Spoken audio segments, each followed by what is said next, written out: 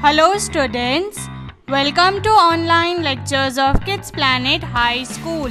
This lecture is for class 4, subject English, lesson Sultan Ghiyasuddin in the Qazi's court. Let's begin. Sultan Ghiyasuddin in the Qazi's court. Children, hundreds of years ago in the eastern province of Bengal, a ruler named Sultan Ghiyasuddin Azam Shah ruled the land. The capital of his land was Sonargaon. It is a very beautiful place. It was his main place of work. Sultan Ghiyasuddin was a good ruler. He ruled wisely and well, meaning he was ruling the place in a very good manner, smartly and nicely. People were very happy with Sultan Ghiyasuddin. He respected the men of learning. He respected the people who had great knowledge, and he had a deep regard for law. He respected and followed the law all the time. One day, while Sultan was practicing with his bow and arrows, he accidentally, by mistake, wounded the only son of a poor widow. Children, a widow is a woman whose husband has died. Sultan's arrow hit the one and only son of a poor widow. Unfortunately, the boy who was wounded, hurt by the Sultan's arrow, did not survive. He died. Weeping and wailing, the poor widow went to the Qazi and told him what had happened. Crying and sobbing long and loudly, the poor widow, whose child has died, went to the Qazi and told him everything. The Qazi was an honest and upright man. He was fair in all his decisions and he did not do wrong to anybody. So he sent an officer to summon Sultan to his court. He sent an officer to give the summon a notice ordering Sultan to come to Qazi's court. When the officer reached the palace, the guards stopped him and inquired about his business, asked the reason for his visit. When they got to know that he had come to serve the summons on the Sultan, when they learnt that he had come to give order to the Sultan to come to the Qazi's court, the guards were shocked. They refused to let him go inside the palace. They did not allow him to go inside the palace. The officer was now in a fix.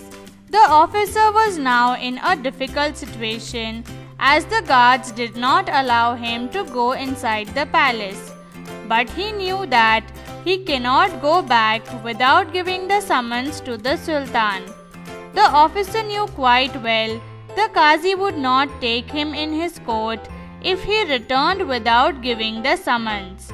He had to find a way of reaching the Sultan. But what could the officer do now? He thought and thought. He was thinking of some way to reach the Sultan. Then the officer got an idea. At last, he began to sound the azan, the call for the prayer. He started to give azan loudly outside the palace. But it was not yet time for the prayer, as azan is given at a specific time. When the Sultan heard the loud untimely call for azan, he was very surprised. He ordered that the man giving the untimely call for azan should be brought before him immediately right away. His soldiers then rushed, quickly ran out of the palace gates, caught the officer and took him to the Sultan within moments. The soldiers quickly ran out and took the officer to the Sultan in no time. When the officer knelt before the Sultan, he was trembling with fear. Children, The officer was very scared of the Sultan and he was shaking with fear. But he mustered all his courage. He gathered all his courage and explained the Sultan the reason why he had given the untimely call for azan. Then with shaking hands, he gave the summons to the Sultan. Sultan Ghiyasuddin took it without making any comment. He took it without saying anything.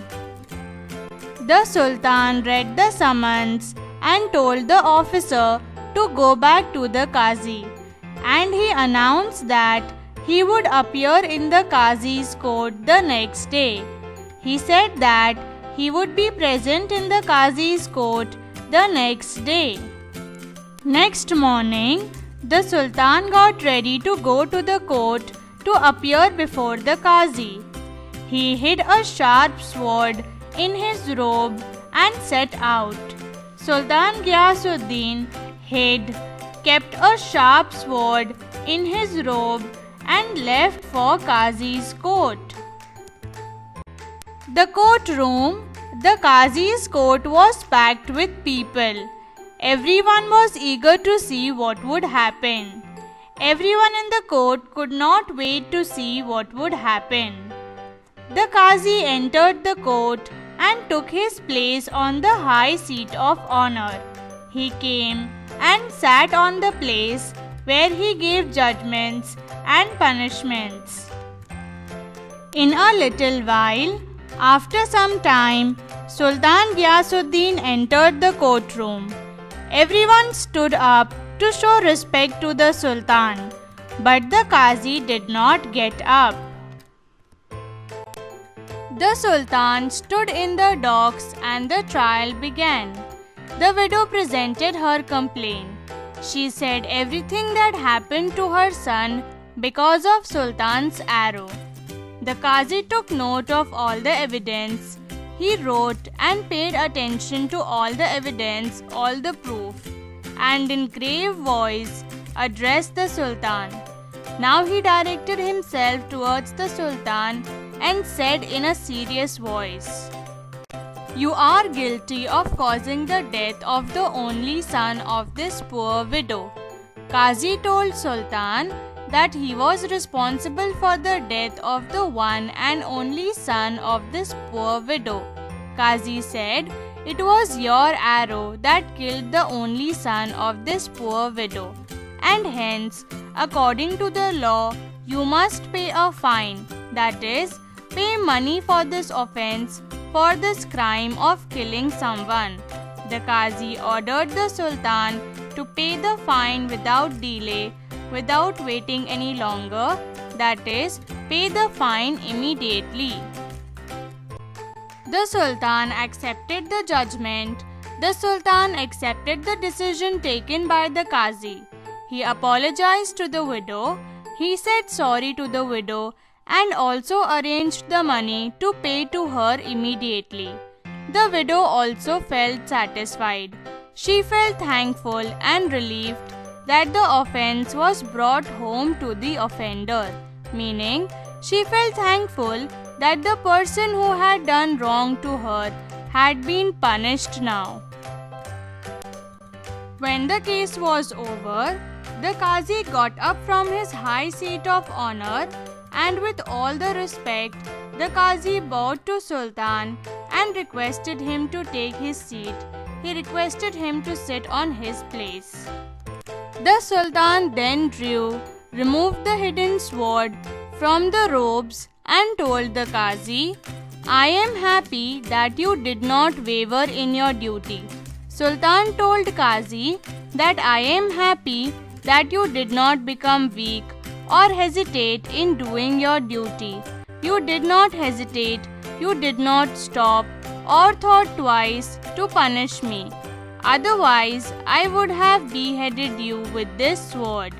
Sultan said that if you would have not done your duty, I would have cut your head with this sword. The Qazi then put his hand under the cushion where the Sultan was seated and brought out a whip. "Children, this is a whip." Qazi said, "Your Majesty, my lord, I am happy because you obeyed the law. I am happy that you accepted my decision.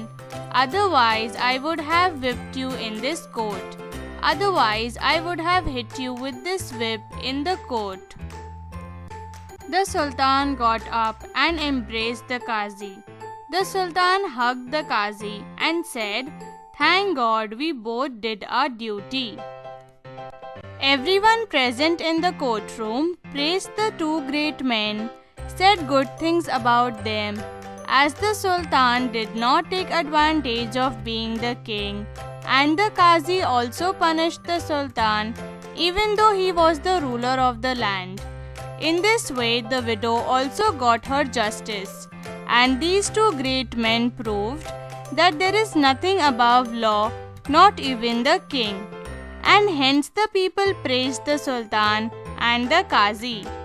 This was all about the lesson Sultan Ghiyasuddin in the Qazi's court.